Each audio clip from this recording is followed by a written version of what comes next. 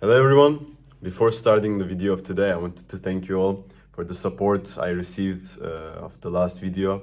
Honestly, I was a bit skeptical of providing such content because for my whole life I was a performer. I wasn't much to talk. However, I looked at the online space for a bit and I noticed that a lot of information was missing. Either missing or taught, in my opinion. So I wanted to fill the gap, and I'm quite grateful for the support I received. And okay, let's get to the video. Today is the day for the Cadenza. Okay.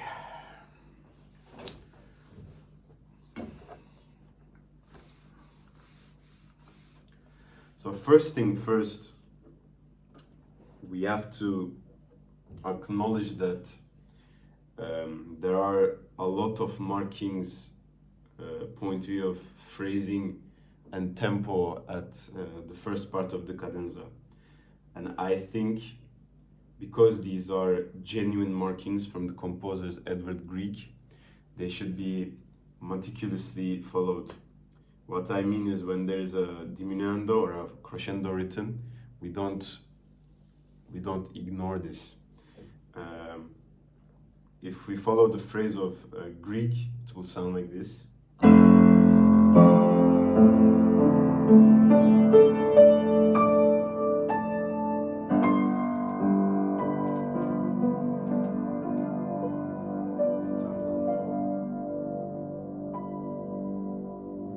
then presto.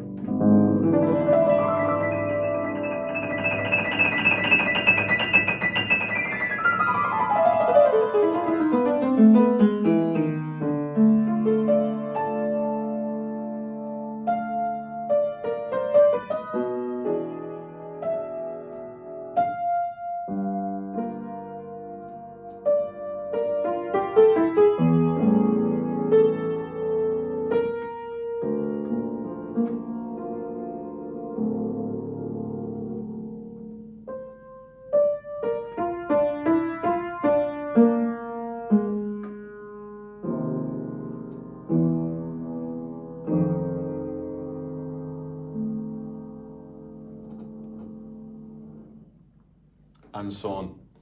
And I think, in my personal opinion, these markings of dynamic and tempo should be followed as precisely as possible. It should be marked by the student. I don't know if you can see that. Yeah, it should be marked by the student, followed by the student or the performer, and in my opinion, it should be followed correctly.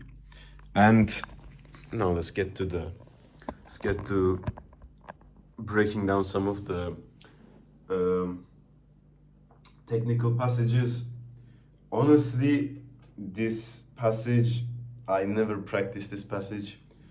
It just came naturally because prior to this I was preparing the Chopin Etude Opus 10 number 1, and I played a few stuff of this sort, and passages like this all comes down to the flexibility of the hand and how your arm and wrist and your fingers are connected to this flexibility. Whatever notes there are, your arm and wrist has to support your fingers. You never you never block your wrist and you try to be a finger magician. We don't need this. And the phrase doesn't ask for this either. It's a phrase that go from pianissimo to fortissimo, and it's a cadenza, and they're little notes, so they're not meant to be like holy notes that are, for example, in Bach, where every note is precious. Of course it is precious, but it's more a part of an effect. So we have to connect everything with the wrist, and we have to think of the line. And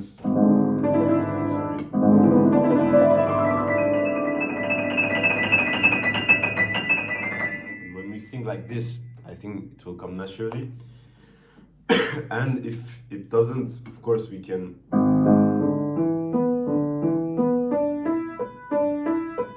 practice slowly. We can do rhythms. We can do, to strengthen our fingers, we can do staccato. if needed, but it would be much preferred for me, and it should be for everyone, if the passage is come to you by analyzing how the hand should move and then playing it, rather than forcefully trying it through rhythms and exercises of such sort. Excuse me. So yeah, in phrases like this, we have to look, we have to see how can I play this as effortlessly as possible, and our brain, if we ask enough questions, it will come up with a solution. And here,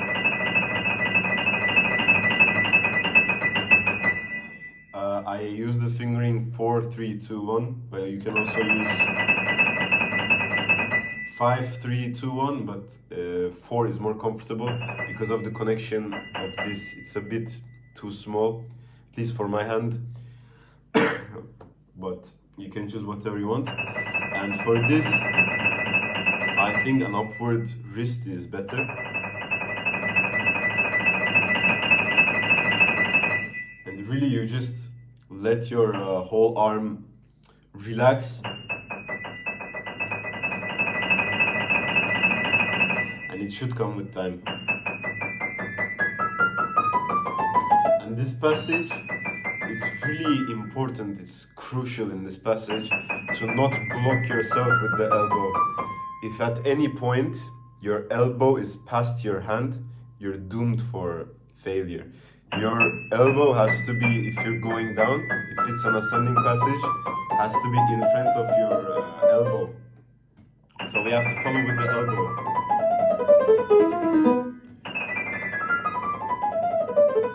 And of course, the fingers have to be well prepared. I didn't prepare.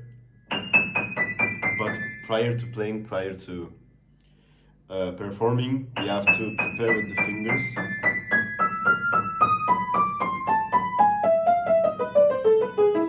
As I mentioned in the video, we can find spots where we can distribute tension, and we can use arm weight for this. So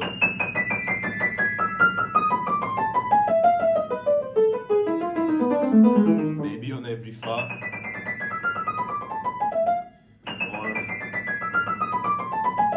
every time it switches from the thumb to the third or the fourth. You can choose, but the important thing is that the elbow is following the direction of motion.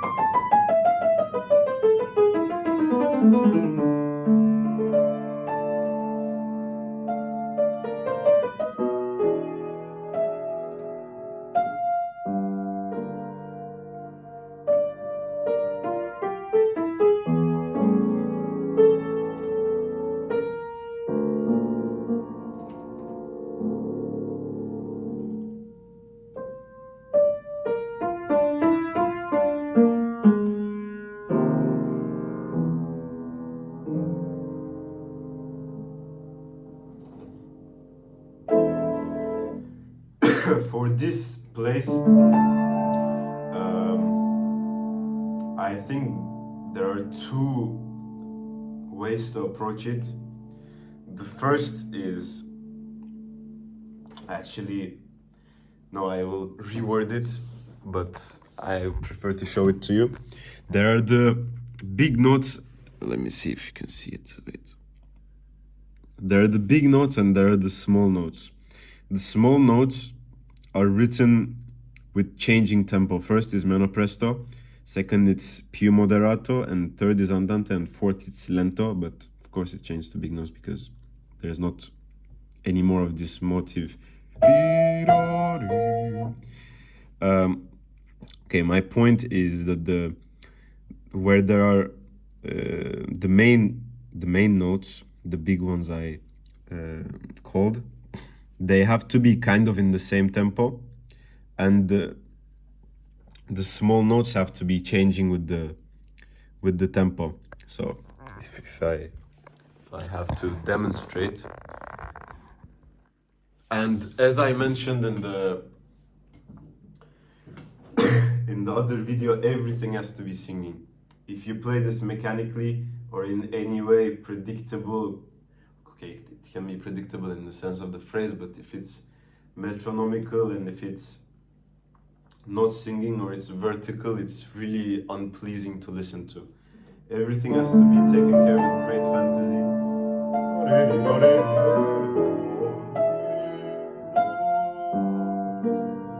A little slower this time. Più moderato.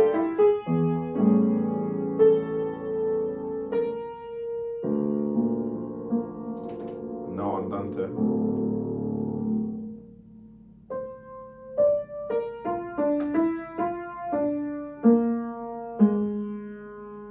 Sorry. And now there is a kind of effect I think Grieg wanted, which I really like. On the third time, so in the B flat one, we have the bass, boom, and then he asks to lift us the pedal, and then we only hear the B flat, and then we connect the B flat to the melody, which I think creates a really nice effect. And then here lento, really slow and as pianissimo as possible. And then we come to tempo primo bar 177. Did I say everything I wanted to say? Singing, take care of the tempos, build the line in your head, choose which one is the highest point. Don't bang the accents. The accents is more a place to breathe.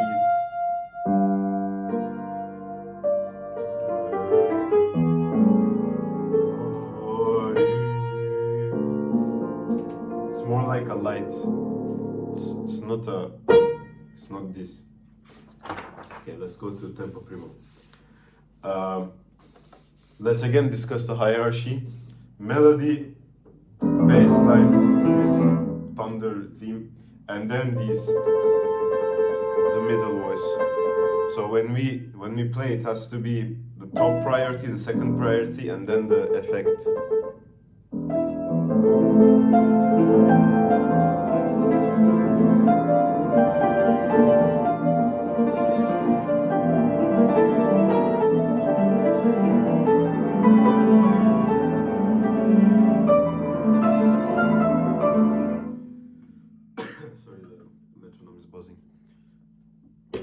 Okay, here, first time I tried, I usually have good imagination and fantasies, but the first time I played, I couldn't really get it. And then my professor told me, where was this guy from? I said, Norway. He said, good, I want you to imagine when you are in a, I don't know how to call it in English, in where there's a lot of ice, you know, like where the Titanic crashed into it, iceberg, something like this, but full of ice and full of snow, and there are big mountains, and there are ice and stuff, there's a lot of fog, there is some wind, but a lot of fog and ice. He said, think of a scene like this, and think that the melody belongs to a man far, far away, and that the fog covers him, but you can barely see him, and this is the pianissimo you need. The melody has to be behind the fog, which the fog is this.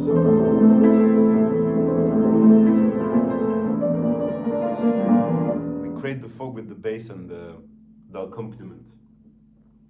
And he said, as the cadenza progresses, think that the fog is clearing and the man is becoming more and more intense. So this is our climax. So, and this image really helped me to understand how to voice, how to phrase, and how to create the dynamic we need. We have to really come from nothing. This pianissimo is really, in my opinion at least, really from the lowest possible dynamic.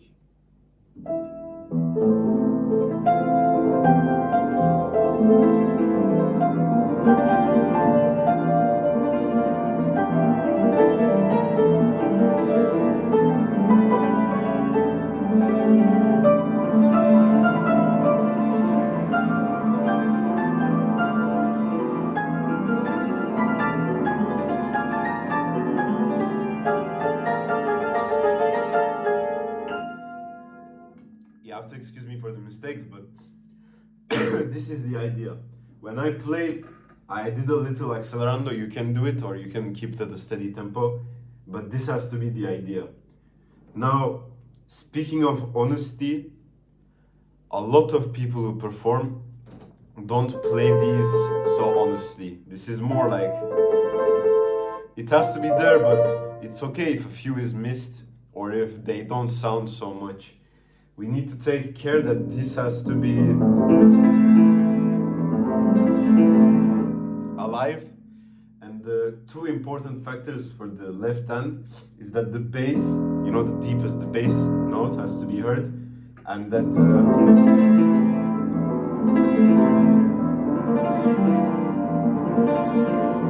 there's a shape to the accompaniment.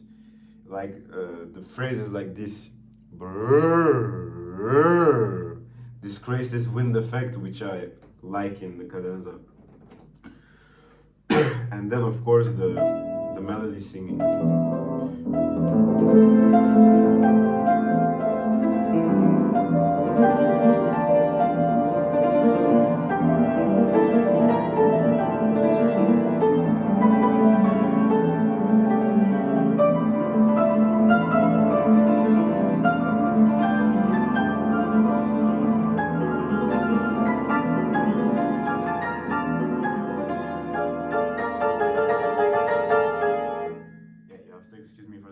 It's quite dirty, but you get the idea. It's the melody, left hand, accompaniment, a gradual crescendo, a gradual accelerando if you want, and then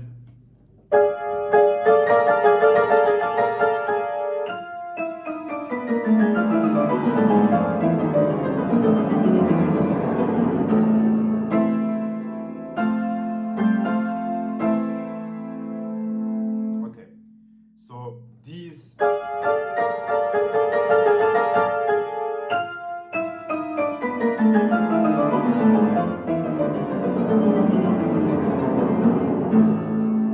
yes, they're in fortissimo, yes, they have accents, but I think they have to be still phrased.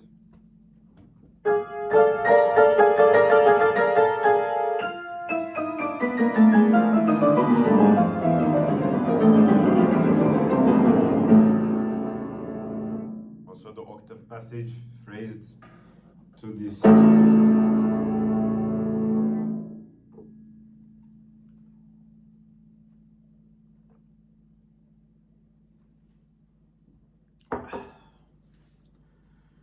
Yes, so now we come to bar 187, and this I had some moments of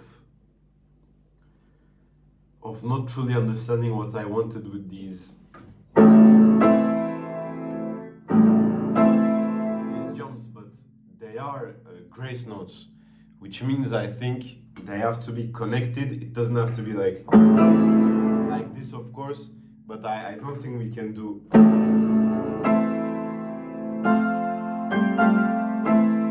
No, I think they have to be connected. In our mind, we have to hear la mi.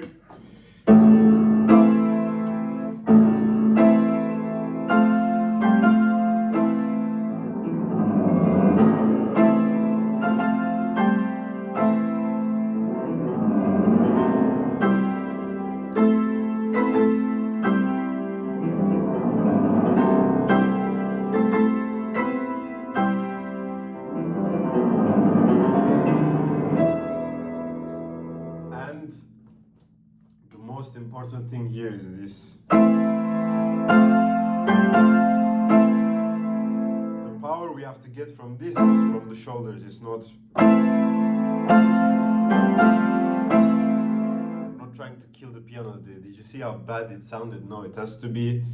We have to think about the melody.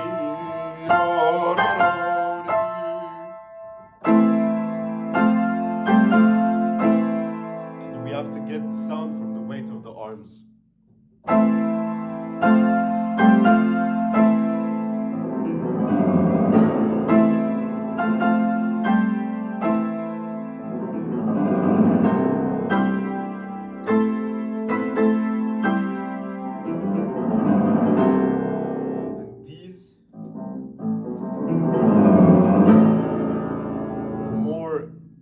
kind of thunderous effect you can get this, the better. Think of it like a tsunami coming and then crashing to the rocks, like this sort of effect. I can't really do an insane effect on this piano because it's not the highest upright and it's not a grand, so the bass is quite weak. But the effect has to be from piano to triple forte.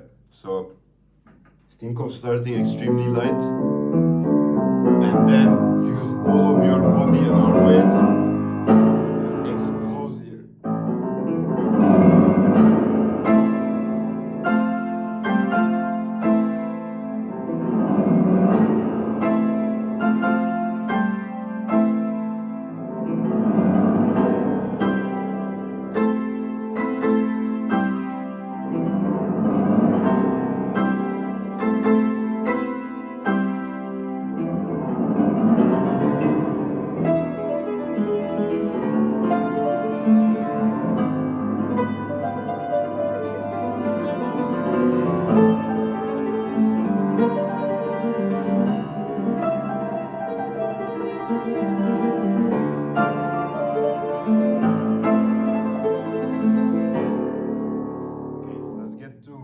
Bar 191, this passage. When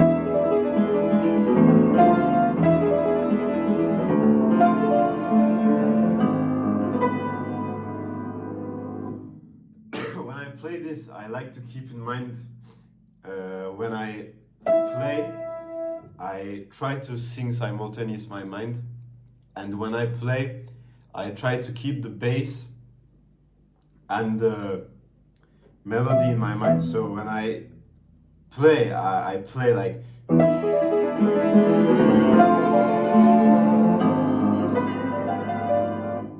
that I don't lose the sense of my phrasing and where the line is going, and I don't do crazy accents, and I don't do I don't know, a dumb interpretive thing.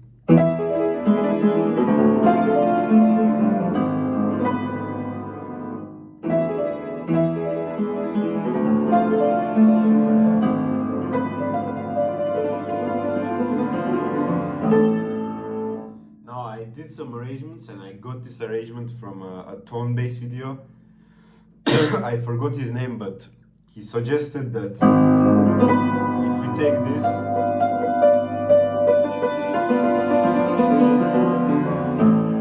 we can put kind of accents on each one, which can create an effect like an avalanche, because we can do kind of like a marcato style playing. Of course we have to practice, but we can get a lot of power from this, which will create this avalanche effect, which will transfer us to this.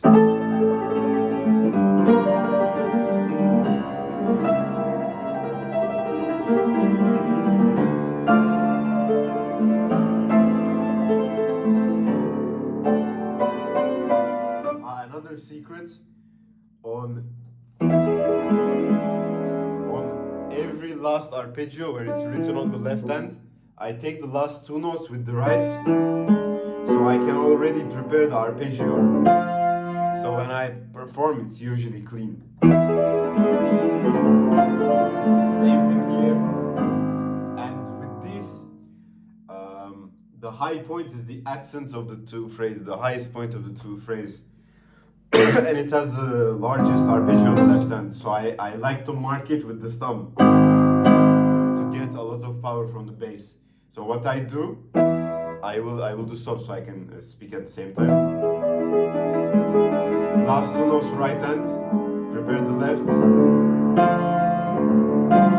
Also with the accompaniment, I do kind of forte and then an accent on the fa to help. Same thing, right hand, and then with the thumb. The marcato style. To come here. Right hand.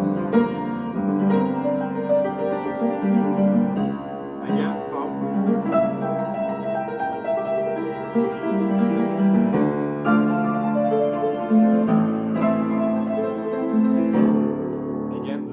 right hand to help with the accuracy of the octaves.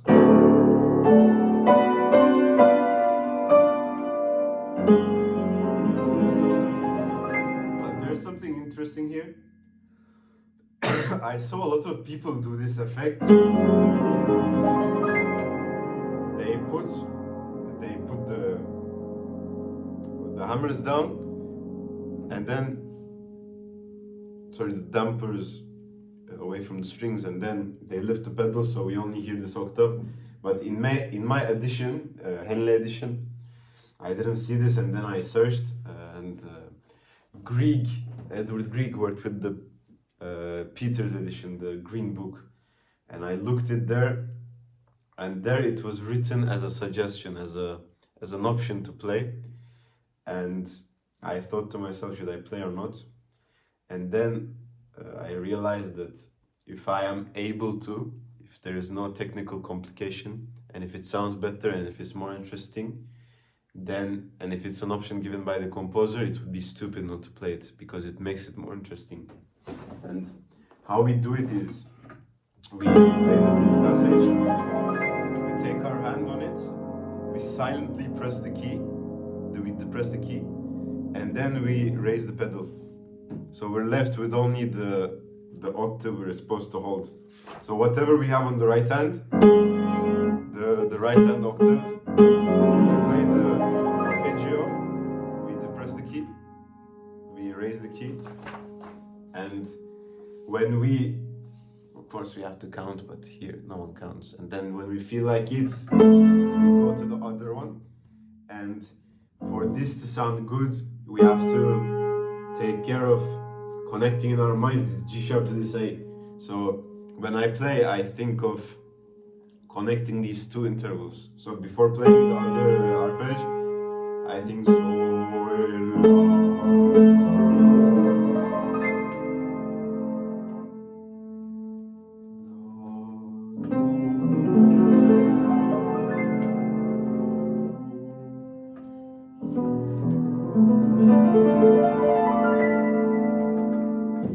And of course, take care of the dynamics.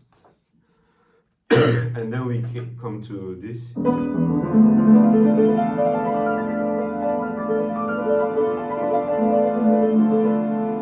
How I practice this, it's a really peculiar place.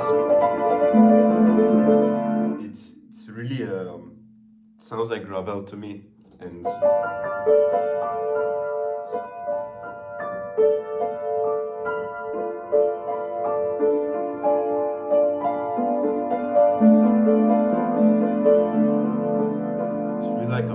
atmosphere. And when we play, we have to create this mystic atmosphere. However, in order to perform, we have to be able to. And how I prepared my fingers is with firm fingers. I practiced with staccato.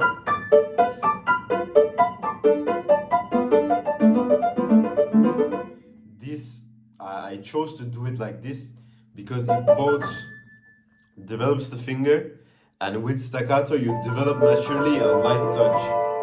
If I wanted to do full legato, when I played it would be more mushy. But with the staccato, I am more inclined to phrase it and articulate it right. And I did.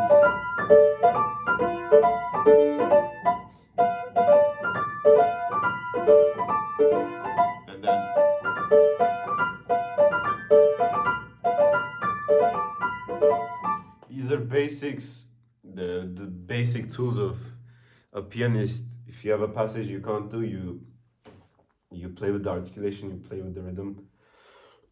you look why you cannot play it mechanically. You look if it's going up and your elbow is stuck here, or your wrist does some weird thing. It's not usually the up, it's usually we're going down and the elbow is stuck.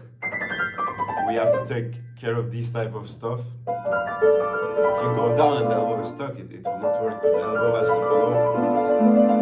So we have to look always, if we have some problems with our physiology, And if we don't, we just have to work on our technique. And then I think with the trills, I think it's really important to think in tempo, because otherwise we will be more inclined to play it. And then it will sound really bad because this comes from the first theme. So we have to think already in the, when we play these, we have to get ready to play in tempo.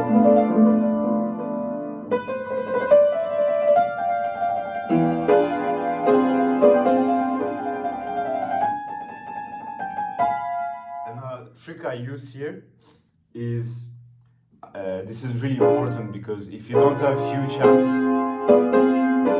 okay, I can reach, but then to phrase it like this, it's really a pain. I don't have really big hands, I don't have really small hands, kind of middle, but I think this arrangement will be useful to a lot of people. So we play, sorry.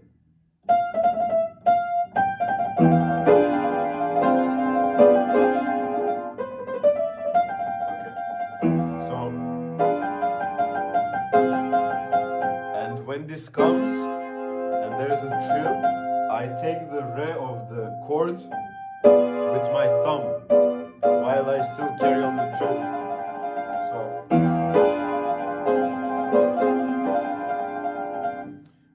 you cannot really see, but I will show you. I will show you here.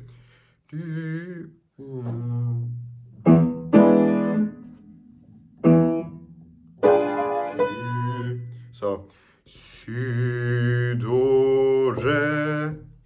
So I take the re with the thumb, and if you want, you can stop the trill for a second, no one will notice. I think I stop it as well.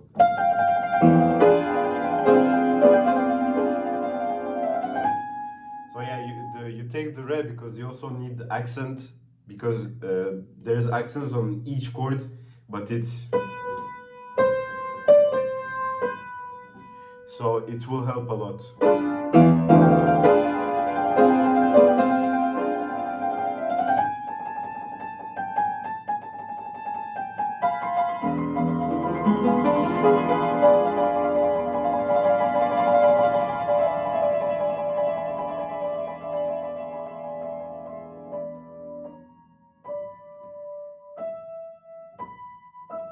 And for this, use your imagination, use your fantasy. It's a cadenza at the end of the day. You do whatever you want.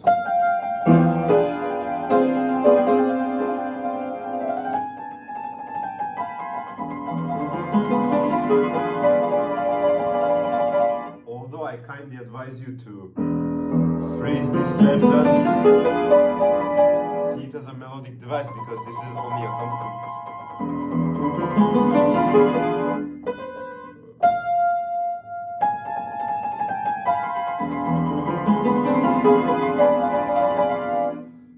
And connect this to here, connect the melody to this.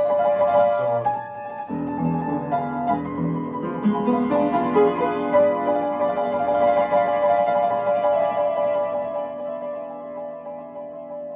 and here the pedal is really important. Off.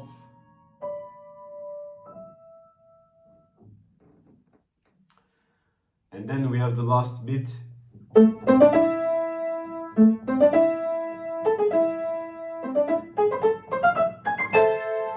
We start with piano so we can have the contrast.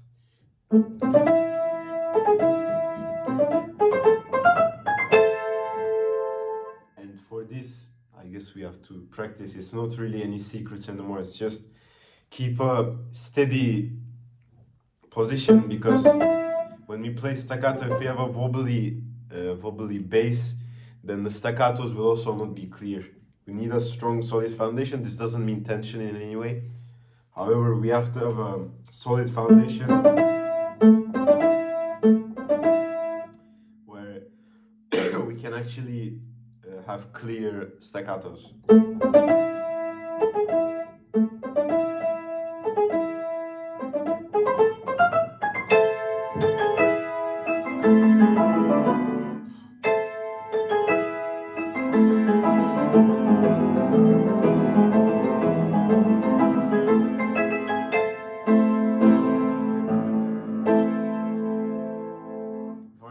passage. You have to practice and you have to think of the idea of falling into each chord.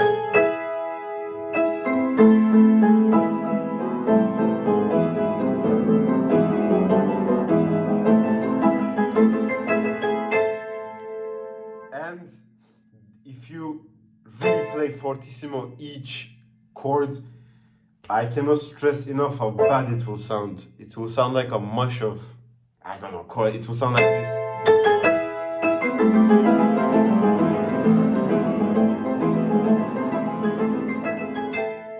Always we need to find in fortissimo places some lightness and some line that guides our ear.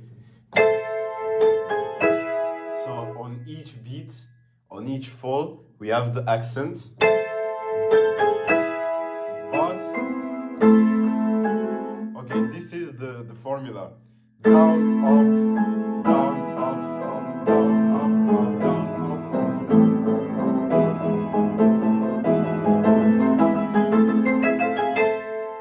And then it will sound light enough and it will sound good. And then the last chord.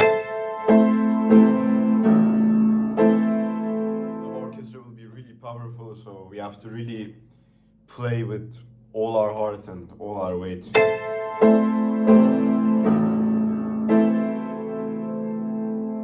the last one, I know it's written like this. Just go crazy, take the bass.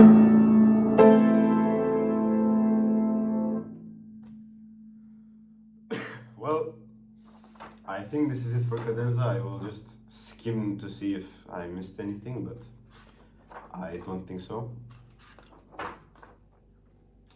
Well, that's it.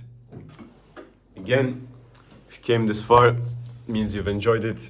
So if you came this far, please support the channel, leave a like. If you want to comment something, if you have any suggestions, or again, if you disagree on some points, it would be really nice to discuss.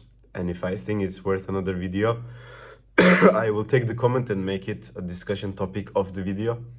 So thank you very much for listening. See you in the next video.